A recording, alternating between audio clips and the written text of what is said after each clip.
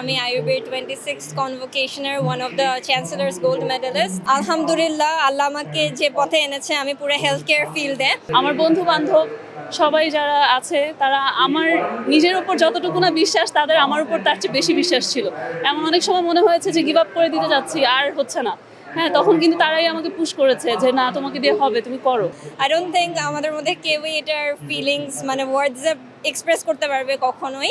But হ্যাঁ, আলহামদুলিল্লাহ প্যারেন্টসের দোয়া ছিল, ফ্যাকাল্টিদের দোয়া ছিল, অ্যান্ড আমার কয়েকটা ফ্রেন্ড আছে যাদের ইনসেইন লেভেলের বিলিফ ছিল আমার উপরে যে তুই পারবি না তো কে পারবে। তো হ্যাঁ, আলহামদুলিল্লাহ এই সব কিছুর কারণে আই থিঙ্ক এই গোল্ড মেডেলটা পাওয়া।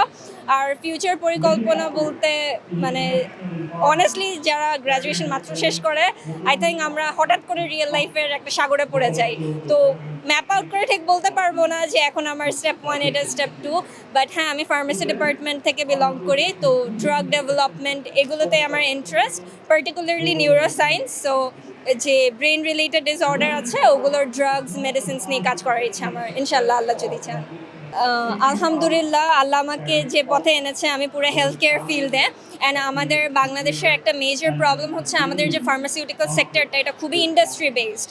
আমরা অন্যদের রেসিপিটা জাস্ট কপি করছি, অ্যান্ড এটাই হ্যাঁ, এটা আমাদের 90% ডিমান্ডস ফুলফিল করছে, কিন্তু এই যে ইনোভেশনটা, যে আমরা ওষুধ বানিয়ে কোনো রেভলিউশনারি কাজ করবো, এটা হচ্ছে না। তো আই থিঙ্ক এত বড় একটা গ্যাপ, ঘাটতি আছে, অ্যান্ড আইউবি আমাকে সেই একাডেমিক গ্রাউন্ড ওয়ার্কটা দিয়েছে যে আমি এটা ইমপ্রুভ করতে হেল্প করতে পারি, যাতে আমি আমাদের রিসার্চ অ্যান্ড ডেভেলপমেন্ট সেক্টরটাতে একটু হলেও কন্ট্রিবিউট করতে পারি। তো ইনশাআল্লাহ, যদি আল্লাহ চান। অবভিয়াসলি মানে এই ফিলিংটা আমি অবভিয়াসলি গ্রেটফুল অনেক।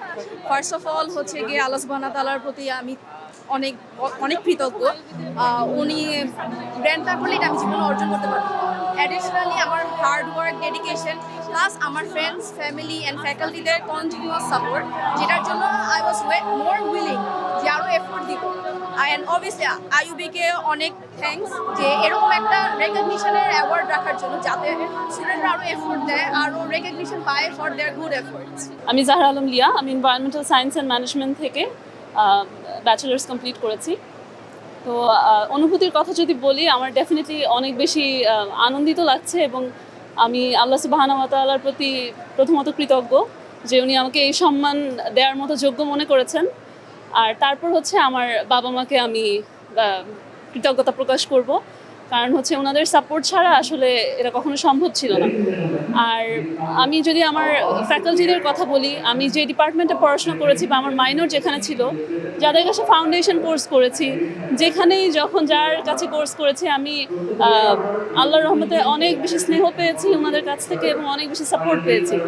আমার বন্ধু বান্ধব সবাই যারা আছে তারা আমার নিজের উপর যতটুকু না বিশ্বাস, তাদের আমার উপর তার চেয়ে বেশি বিশ্বাস ছিল। এমন অনেক সময় মনে হয়েছে যে গিভ আপ করে দিতে যাচ্ছি, আর হচ্ছে না। হ্যাঁ, তখন কিন্তু তারাই আমাকে পুশ করেছে যে না, তোমাকে দিয়ে হবে, তুমি করো।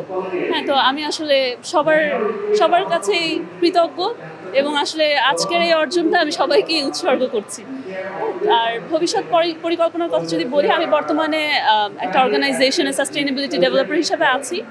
আমি স্টিল ফিল্ড এক্সপ্লোর করছি, এবং আশা করি যে যেই জ্ঞান এখান থেকে নিয়েছি সেটা আমি ভালো কোথাও কাজে লাগাতে পারবো, দেশ ও সমাজের জন্য, মানুষের জন্য কিছু করতে পারবো।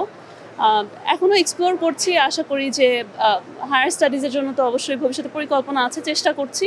তো আপনারা সবাই দোয়া করেন যেন ভালো কিছুই করতে পারি। আমি নিজেও একজন পাবলিকের স্টুডেন্ট ছিলাম, পাবলিক ইউনিভার্সিটির। সো আমি আসলে দুইটাই কিন্তু দেখেছি, হ্যাঁ, এবং দুইটার অ্যাপ্রোচ আসলে ডিফারেন্ট। কোনোটাকে আপনি খারাপ ভালো ওইভাবে ডিফাইন করা পসিবল না, কিন্তু আসলে মানুষের একটা মাইন্ডসেট থাকে, এটা মানে এটা আসলে ডিনাই করার মতো কিছু না। মানুষের একটা মাইন্ডসেট থাকে যে প্রাইভেট অনেক ইজি গোয়িং, বাট আমার এক্সপিরিয়েন্স থেকে বলি যদি, যে প্রাইভেটে ইউজুয়ালি পাবলিকের ব্যাপারটা হয় কি যে আপনার প্রেশার থাকে, এবং একটা সার্টেন টাইমে গিয়ে কিন্তু আপনাকে অনেক প্রেশার নিতে হয়। প্রেশার ছাড়া আসলে কোনো জায়গায় নেই। হ্যাঁ, তো প্রাইভেটে যেটা হয় যে আপনাকে মানে কনস্ট্যান্টলি একটা রুটিনে, খুব সংক্ষিপ্ত সময়ের সেমেস্টার হয়, সো আপনাকে খুব ফ্রিকুয়েন্টলি আর কি প্রেশার নিতে হয়। Pressure management, it's all about the difference in pressure management, আর তেমন কিছু না আসলে। হ্যাঁ।